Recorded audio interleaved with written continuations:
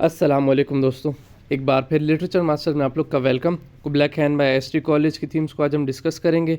इसकी समरी और line by line explanation का लिंक आपको डिस्क्रिप्शन में मिल जाएगा। थीम्स में सबसे पहले है द पावर ऑफ इमेजिनेशन, कि इमेजिनेशन कितनी पावरफुल है। यहाँ पे आपको जो पिक्चर नज़र आ रही है वो तकरीबन उसी कुबला खान के प्लेजर डोम से मिलती जुलती है। यहाँ पे दरिया भी है, प्लेजर डोम भी है, पहाड़ भी है, सब कुछ वैसा ही है। तो पावर ऑफ इमेजिनेशन में एसटी कॉलेज का ये जो पोम है ये बेस्ट एग्जांपल है, क्योंकि उसने क्या किया है, इमेजिनेशन को बहुत अच्छे से यूज़ किया है। वो कहता है कि मैं ख्वाब में हूँ एंड ख्वाब में उसे कुबला खान नज़र आता है जो कि एक फरमान जारी करता है कि मेरे लिए एक प्लेजर डोम यानी कि एक महल बना दिया जाए। वहाँ पे वो कहता है कि वो 10 मील तक फैला होना चाहिए। फिर वो कुछ नदी नालों की बात करता है कि नदियाँ ऐसी थी और पहाड़ ऐसे थे। फिर वो कहता है ऐसे लगता है ज़मीन सांस ले रही है और अचानक से वो फटती है और उससे झरना निकलता है, और झरने के निकलने के साथ साथ ही पत्थर कभी इधर उड़ते हैं कभी उधर उड़ते हैं, फिर वो नदी नालों में बहकर चले जाते हैं। फिर वो कहता है कि कुबला खान के इंसिस्टर्स की उसी आवाज़ें आती हैं कि जंग होने वाली है, वार की प्रोफेसिस हो रही है। फिर अचानक से वो कहीं और शिफ्ट हो जाता है और वहाँ पे एक डिम्जल यानी अबासिनियन मेट डलजाइमर बजाकर कुछ गाना गा रही होती है। तो ये सारी चीज़ें क्या है, ये पावर ऑफ इमेजिनेशन है कि आप इमेजिनेशन के ज़रिए से अपनी मन चाही चीज़ किस तरह बना सकते हैं। द को एग्जिस्टेंस ऑफ कॉन्ट्ररीज, यहाँ पे तनाज़ा है दो चीज़ों का। किस चीज़ का? ब्यूटी का वायलेंस के साथ, ठीक है, कामनेस का डिस्ट्रक्शन के साथ। स्टार्ट में जब हम पोम को स्टार्ट करते हैं तो बहुत ज़्यादा खूबसूरत सीन चल रहा है। कुबला खान अपने लोगों से कह रहा है कि मेरे लिए एक महल तामीर करो जो कि बहुत ज़्यादा खूबसूरत होना चाहिए, उसमें ये क्वालिटीज़ होनी चाहिए। और उसके साथ साथ स्पीकर भी सब कुछ एंजॉय कर रहा है। वहाँ पे वो कुछ नदी नालों के बारे में बताता है, साथ साथ में वो कुछ पहाड़ों के बारे में बताता है। फिर उसके बाद अचानक से वो कहता है ज़मीन सांस ले रही है और फटती है और उससे पानी बाहर की तरफ निकलता है। पानी निकलने के साथ साथ पहाड़ों की तरफ कुछ पत्थर गिरते हैं, और फिर कुबला खान को अपने इंसिस्टर्स की आवाज़ें आती हैं कि जंग होने वाली। एंड देन वो डिम्जल को देखता है, यानी लड़की को देखता है जो कि डलजाइमर बजा रही होती है, कुछ सॉन्ग गा रही होती है। तो स्टार्ट में वो बहुत ज़्यादा खुश होता है, सारी चीज़ों को एंजॉय करता है। लेकिन जब ब्लास्ट होती है, डिस्ट्रक्शन स्टार्ट होती है, तब वो डरने लगता है। वो अनवार की प्रोफेसिस को भी देखता है। फिर उसके बाद वो उस लड़की को देखता है जो कि गाना गा रही होती है और वो बहुत ज़्यादा उससे डर रहा होता है। तो आप देख लें, एक जगह पे वायलेंस, दूसरी जगह पे ब्यूटी, एक जगह पे कामनेस, दूसरी जगह पे डिस्ट्रक्शन आपको नज़र आ रहा है। फिर है द लिमिट ऑफ क्रिएटिविटी।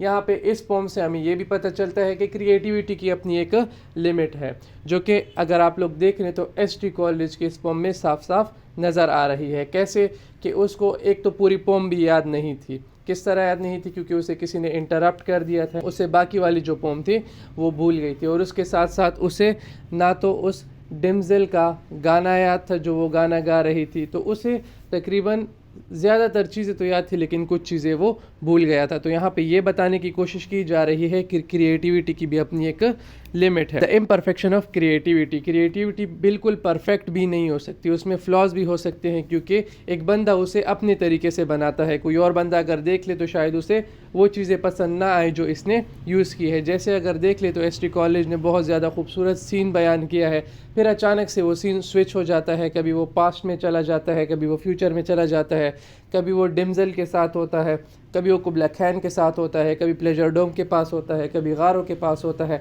कभी नदी नालों के पास होता है। तो यहाँ पे क्या है, क्रिएटिविटी को दिखाया गया है कि जी क्रिएटिविटी है, बहुत ज़्यादा है, बट यहाँ पे इम्परफेक्शन है, क्रिएटिविटी परफेक्ट नहीं है। The artistic imagination and creativity, यहाँ पे फ़नकार तरीके से इमेजिनेशन और क्रिएटिविटी को डाला गया है, क्योंकि जब आप पोम पढ़ते हैं तो सिंपली आप रियलाइज़ करते हैं कि सब कुछ आपकी आंखों के सामने हो रहा है। जैसे यहाँ पे जो पिक्चर है, सेम इसी तरह रियलाइजेशन बंदे को आती है कि कुबला खान ने अभी कहा है कि मेरे लिए महल बना दिया जाए, और लोग लग गए हैं महल बनाने में। वहाँ पे जो नदियाँ हैं वो बहुत ज़्यादा खूबसूरत है एंड पहाड़ बहुत खूबसूरत हैं, कुछ पहाड़ डरावने भी हैं।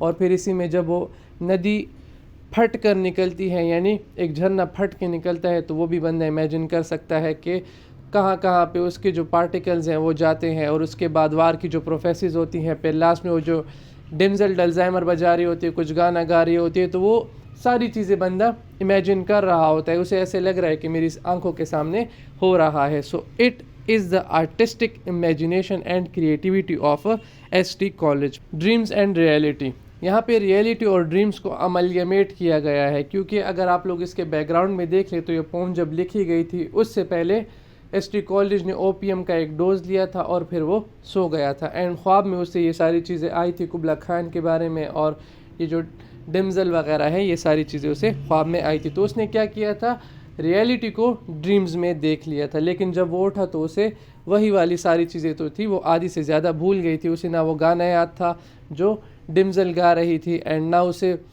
आधी पोम याद थी क्योंकि किसी ने उसे डिस्टर्ब कर लिया था। फिर है द इम्पैक्ट ऑफ नेचर। यहाँ पे बताया गया है कि नेचर का इंसान पर या किसी भी चीज़ पर क्या इम्पैक्ट है। जब स्टार्ट में नेचर अच्छा था, ब्यूटीफुल था, सब कुछ खुशहाल चल रहा था, कुबला खान कहते हैं मेरे लिए महल बना लो, सारे महल बनाने में लग गए थे एंड जो स्पीकर है वो कभी नदी नालों को देखता, कभी गारों को देखता, तो सारी सीनरी को वो इन्जॉय भी कर रहा था और एक्सप्लेन भी कर रहा था। लेकिन इसी में जब ज़मीन फटती है, उससे झरना निकलता है, पानी निकलता है, तो अचानक से ब्लास्ट होता है एंड डिस्ट्रक्शन स्टार्ट हो जाती है। कभी पत्थर कहाँ जाते हैं एंड कभी कहाँ जाते हैं। उसके साथ वो कहता है कि कुबला खान को फिर अपने इंसिस्टर्स की आवाज़ें आने लगी कि जंग होने वाली है, और फिर वो क्या देखता है कि जो अबासिनियन मेड है वो एक हॉरिबल सा गाना गा रही है और वो अजीब सी मीन्स उसके इर्द गिर्द कुछ सर्कल्स हैं, तो वो बहुत ज़्यादा हॉरिबल लग रही थी। तो जब तक नेचर काम था, ब्यूटीफुल था, तब तक पोइट एंजॉय कर रहा था, खुश था, किसी चीज़ से नहीं डर रहा था। एंड जैसे ही जब वो झरना निकलता है तो सारी ही बिल्कुल सिचुएशन चेंज हो जाती है। कुबला खान को अपने इंसिस्टर्स की आवाज़ें आने लगती हैं कि भाई जंग शुरू होने वाली है एंड दिस एंड दैट, और उसके साथ जो पोइट है वो उस अबासिनियन मेड से भी डरने लग जाता है। So all are the impact of nature. तो दोस्तों आज की वीडियो में बस इतना ही। Thanks for watching my video.